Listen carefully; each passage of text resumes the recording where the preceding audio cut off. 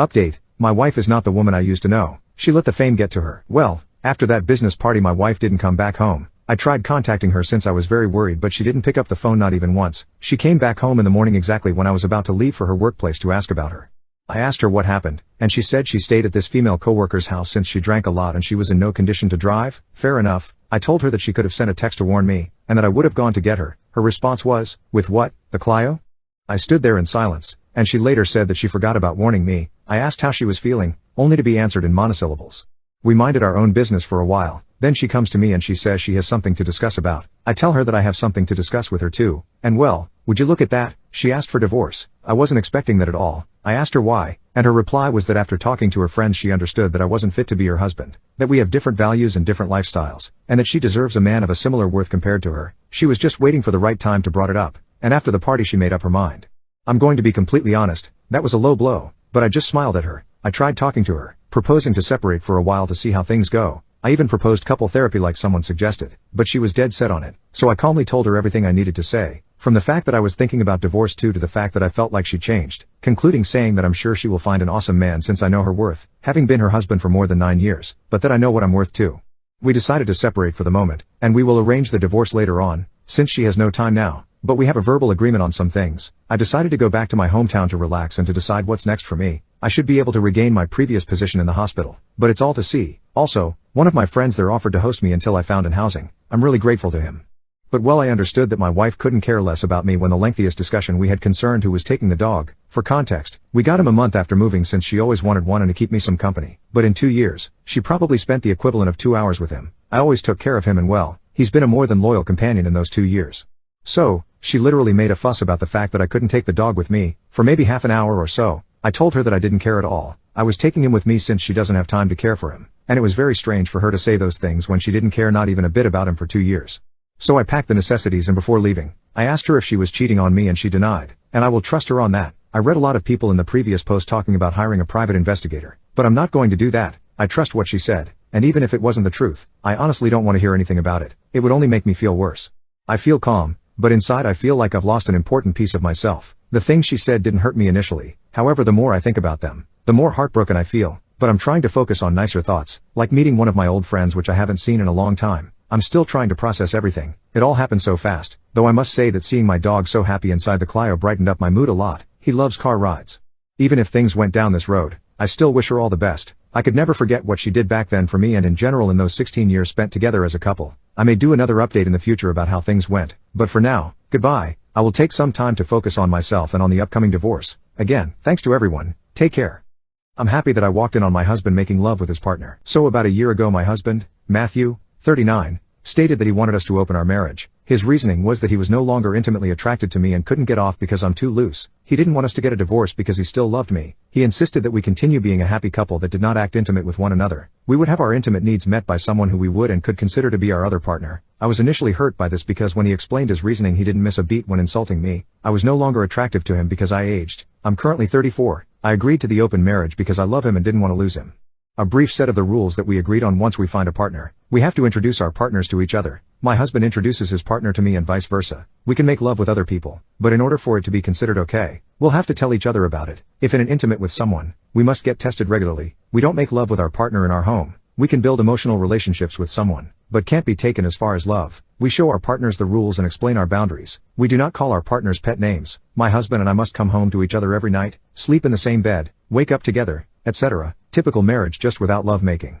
We have more rules, but I just wanted to state the main ones. A couple weeks after Matthew insisted we open our marriage, he brought home his partner Jamie, 24. Jamie is so pretty. He looks like an angel, a fresh-faced, beautiful boy, with the uttermost perfect smile, the literal definition of youth. I had never been more intimidated in my life. The introduction was so embarrassing. I had no idea what to say and I just wanted to cry. I literally witnessed my husband's type change in front of my eyes. Jamie and I are complete opposites, physically and personality-wise.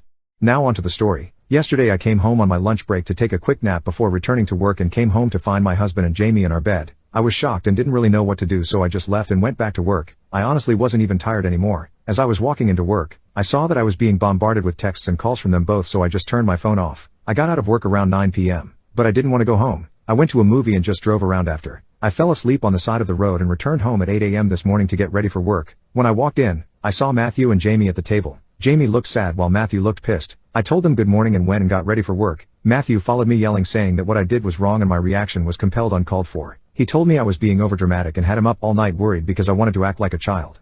I don't know what came over me, but I stopped him mid-sentence and asked for a divorce. You don't love me anymore and I don't want to love you. I'm so lonely and I never had anyone nitpick my appearance more than you. If you aren't intimately attracted to me, then marry someone you are attracted to. I want a divorce.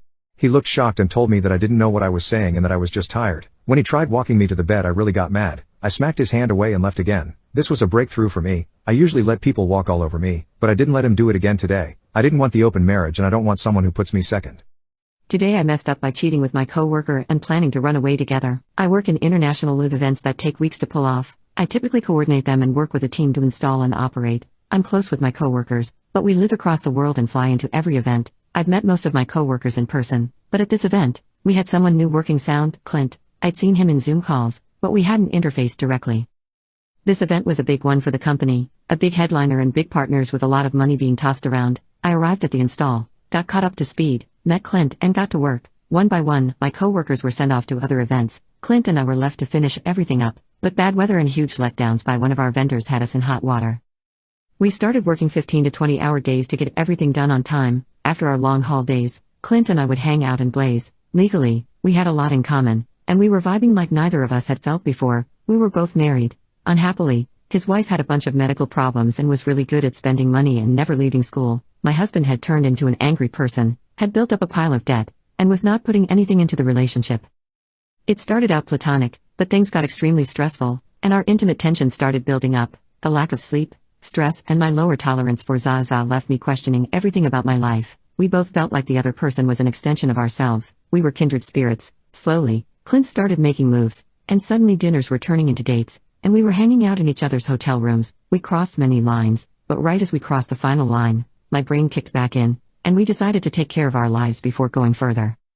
Over the last few days of the event, Clint and I continued to be close. We made plans to leave our spouses, sell our houses, and travel together. We created a bucket list of places to go, things to do, and see together. We even talked about eventually building a little cabin. Clint had planned on getting a tattoo dedicated to me when he returned home. At the end of the event, we went our separate ways and kept in touch virtually. Lots of dirty texting and unprofessionalism all around. We had agreed we wouldn't tell our partners about the affair, as they each have mental health issues, but we planned to divorce and move on with our lives. After a few days at home, I talked with my husband and asked for a divorce. I told him I wanted to move away and start my life over. Clint talked to his wife, but things were messier. She was volatile, and her family made it difficult for Clint to outright leave her. Eventually, I noticed Clint was becoming distant, still intimate, but not as emotionally available. He sent me pictures of his new tattoos, which were nothing like what he had said he was planning for me. Alarm bells were going off in my head, but I kept plodding along, planning mine and our escape. Clint went off to a series of anniversary-related dates with his wife and kept leaving me on read. I asked him what was going on a number of times. Finally, after weeks of mixed signals, Clint told me he was having doubts. We video chatted during work, and he told me he owed it to his wife to try and make things work. Now, I'm left to pick up the pieces of my life. Most of my friends are my coworkers, so I have no one to talk to about my heartbreak. I don't have the money to fix my problems at home or to leave and live alone in another country. There's no going back with my husband, as I know it would be wrong, and I'm no longer interested in carrying the relationship. I'll see Clint again in a few weeks at another event, where we'll likely be left alone for hours at a time, but he plans to stay faithful to his wife, and we never even got to have the mind-blowing love-making we talked about. My date tried to use me to pregame. Let's wind back a bit. I was in my early 30s, and I had recently relocated to the scenic state of Oregon. Eager to meet new people and maybe find a potential partner, I decided to try my luck with dating. After a bit of online chatting, I set up a date with a woman named Jessica. Our agreement was simple, a casual get-together at a popular bar downtown for happy hour. This wasn't just any spot, it was in an area flooded with eateries, cafes, and pubs, all clustered at a busy intersection. Sticking to our casual theme, I decided to keep my attire simple, jeans, a black tee, and some polished boots. But when Jessica arrived, it felt like she had just stepped off a high-fashion runway. She sported high heels that made her legs look even more stunning. Her figure was so on point that you could literally use her backside as a makeshift table for your drink, and her wavy, dirty blonde hair framed her face perfectly. Those vibrant green eyes of hers were like a pair of emeralds. And oh boy, she wasn't shy with showcasing her chest. My first thought was, did she forget our casual theme? It's like she's dressed to receive an award. We had shared about 3 phone calls before this meetup, all filled with hearty laughter, playful flirting, and deep discussions about current events and future goals. But on this evening, the dynamics felt different. Being a gentleman, I pulled out her chair, waited for her to settle in, and then took my seat. Wanting to kick things off on the right note, I offered to get the first round of drinks. She opted for a Grey Goose martini, while I settled for a Mirror Pond ale. Seemed straightforward enough. But as the evening progressed, I realized something was off. Our conversation, which once flowed like a river, now felt more like a trickle. Every question I posed was met with short, almost robotic responses, yes, no, or sometimes just a nod. I cracked jokes, tried to lighten the mood, but nothing seemed to break the ice. However, the one thing that always got a yes from Jessica? Another round of her Grey Goose martini. Observing her strange behavior, I took a moment to survey the bar. It was crowded with customers, mostly women, all dressed to the nines. Suddenly, a sign caught my attention. Ladies' night every Thursday. My mind raced. Could it be? Was I just a means for Jessica to pregame before meeting up with her girlfriends?